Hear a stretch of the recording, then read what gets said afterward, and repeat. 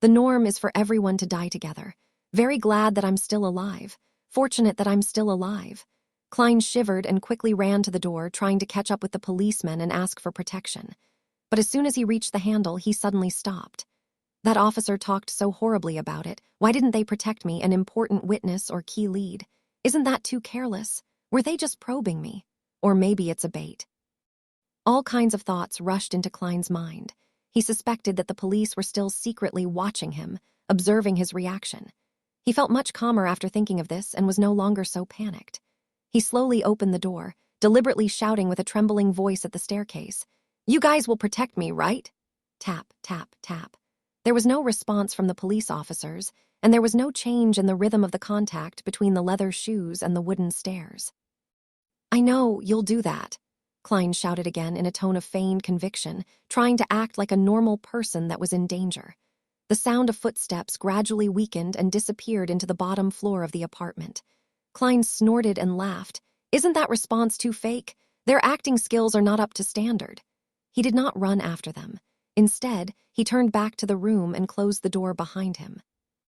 In the next few hours, Klein fully expressed what they called back in Foodaholic Empire, China, restlessness, nervousness, agitation, inadvertence, and murmuring words that he did not understand. He did not slack just because there was no one around. This is called the self-cultivation of an actor. He laughed at himself in his heart. When the sun moved to the west, the clouds on the horizon appeared to be reddish-orange. Tenants in the apartment came home one after another. Klein shifted his focus elsewhere.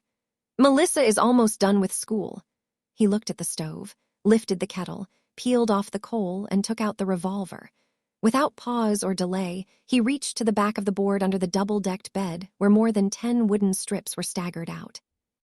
After clipping the left wheel between a piece of wooden strip and board, Klein straightened up and waited uneasily, fearing that the police would burst open the door and rush into the room with guns in their hands.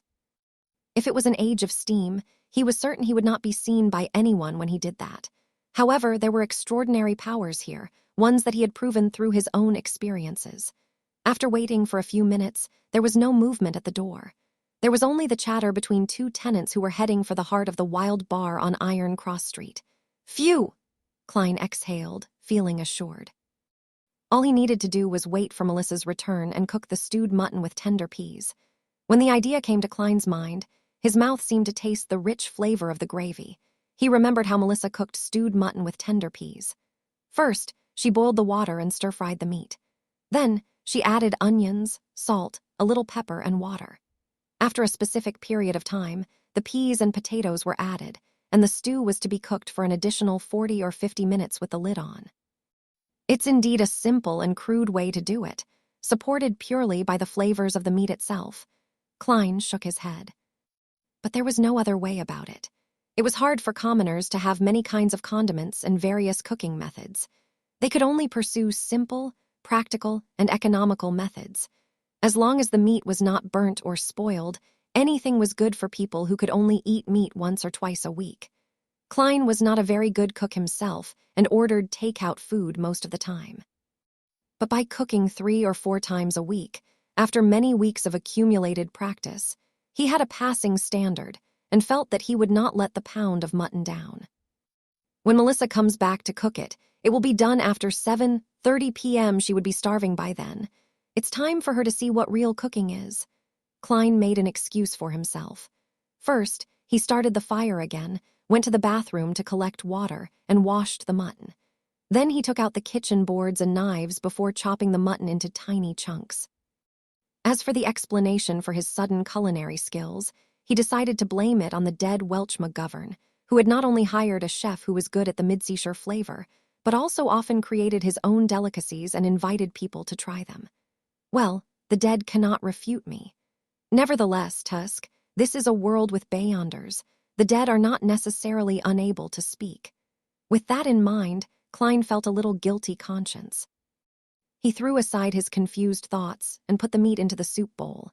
Then he took out the condiment box and added in a spoonful of the crude salt, half of which had begun yellowing. In addition, he cautiously took some black pepper grains from a special small bottle, mixing and marinating them together. He placed the saucepan on the stove, and while waiting for it to heat up, Klein rummaged for the carrots from yesterday and cut them into pieces with the onions he bought today. When he was done with his preparations, he took out a small can from the cupboard and opened it. There was not much lard left in it. Klein took a spoonful, put it in the pan, and melted it. He added in the carrots and onions and stirred it for a while. As the fragrance began to pervade, Klein poured all the mutton into the pot and fried it with care for a while. He should have added cooking wine in the process, or red wine at least. However, the Morty family did not have these luxuries and could only drink a glass of beer a week.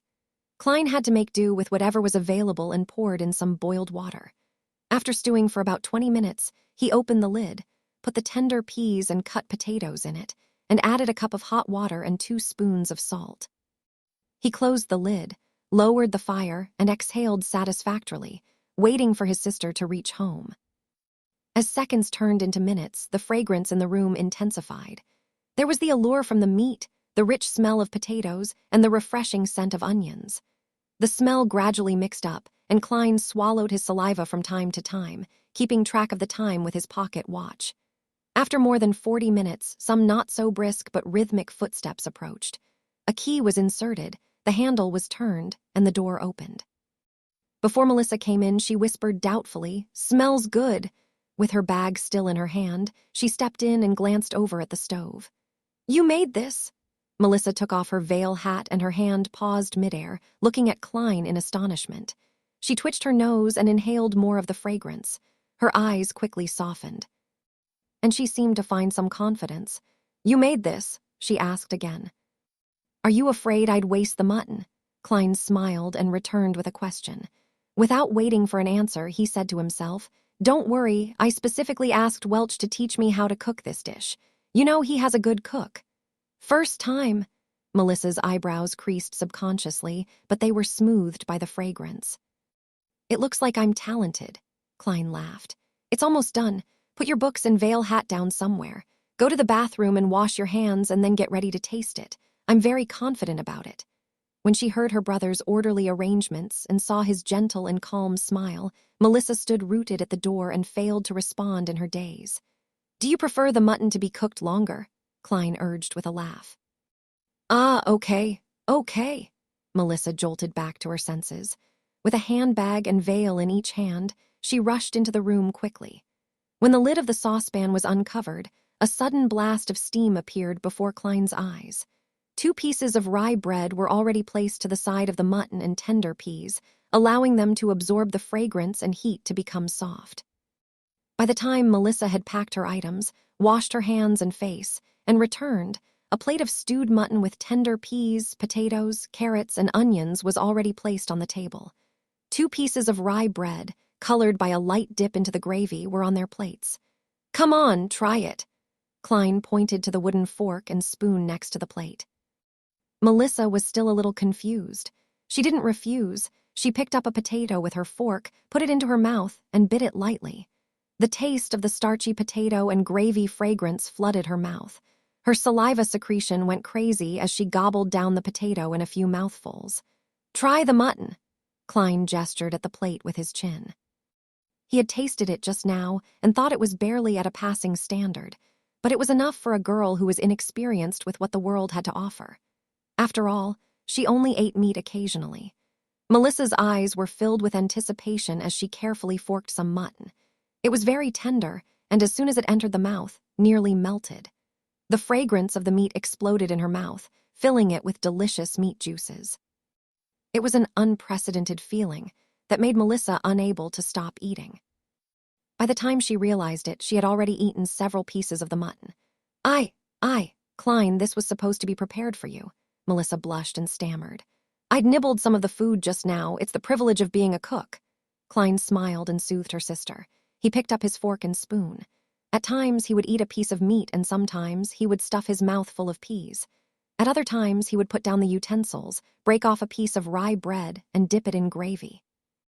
Melissa relaxed and was immersed in the delicacy again by Klein's normal behavior. "It's really delicious. It doesn't seem like you were doing it for the first time." Melissa looked at the empty dish and praised him with all her heart. Even the gravy was finished. "It's a long way from Welch's chef, When I'm rich, I'll take you and Benson out to the restaurant and have a better meal, Klein said. He was beginning to look forward to it himself. Your interview, burp. Melissa did not finish her words because she suddenly let out a sound of contentment involuntarily. She put her hand over her mouth in a hurry and looked embarrassed. The fault is with the stewed mutton with tender peas just now. It was just too delicious. Klein laughed secretly and decided not to make fun of his sister. He pointed to the plate and said, "This is your mission." All right. Melissa stood up immediately, took the basin, and rushed out the door. When she came back, she opened the cupboard to check the condiment box and other items as per normal. Did you just use them? Melissa was surprised and turned to Klein, holding the black pepper bottle and lard can. Klein shrugged his shoulders and laughed. Just a little, it's the price of a delicacy. Melissa's eyes twinkled, her expression changing for a few moments before she finally said, "Let me cook in the future." You have to hurry up and prepare for the interview. You have to think about your job.